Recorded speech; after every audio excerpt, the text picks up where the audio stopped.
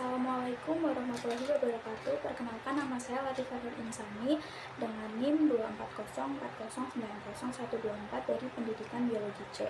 Di sini saya akan menceritakan tentang ijtihad kontemporer. Ijtihad kontemporer adalah proses penafsiran dan penerapan hukum Islam yang disesuaikan dengan realitas zaman sekarang.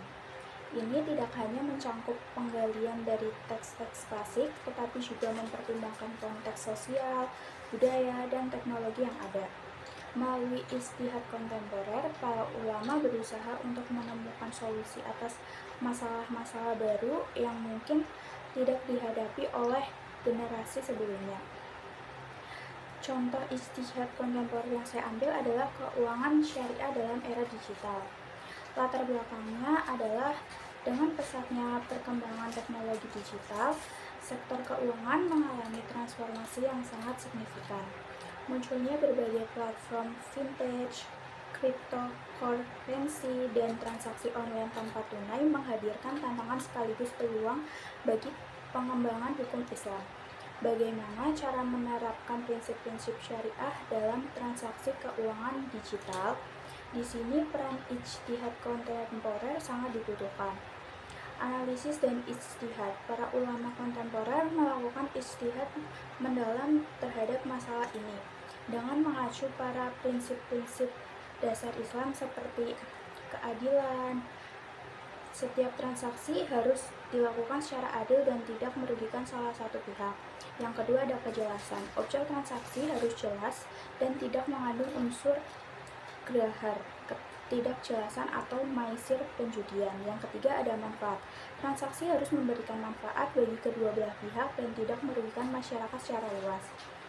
Kesimpulannya adalah berdasarkan analisis tersebut, beberapa prinsip dasar yang perlu diperhatikan dalam keuangan syariah di era digital antara lain, yang pertama ada transparansi.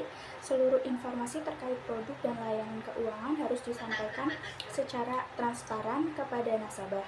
Yang kedua ada kejelasan kontrak. Kontrak yang dibuat harus jelas dan mudah dipahami oleh kedua belah pihak. Yang ketiga ada larangan riba. Setiap bentuk riba, baik riba dalam bentuk bunga maupun bentuk lainnya, harus dihindari. Yang keempat ada gerahar dan maisir. Transaksi harus bebas dari unsur ketidakjelasan dan perjudian. Yang kelima ada etika bisnis. Prinsip-prinsip etika bisnis Islam harus diterapkan dalam setiap transaksi. Contoh penerapannya ada beberapa contoh penerapan ijtihad ini dalam dunia keuangan syariah, antara lain yang pertama pembayaran digital, penggunaan dompet digital dan transfer uang secara online dengan mekanisme yang sesuai dengan syariah. Yang kedua ada pinjaman online, pengembangan produk pinjaman online yang bebas dari riba dan memenuhi syarat-syarat syariah. Yang ketiga ada investasi syariah, penawaran berbagai produk investasi syariah yang berbasis pada aset real dan menghindari instrumen keuangan yang bertentangan dengan syariah. Yang keempat ada asuransi syariah, pengembangan produk asuransi yang sesuai dengan prinsip-prinsip takaful, gotong royong, dan tidak mengandung unsur judi.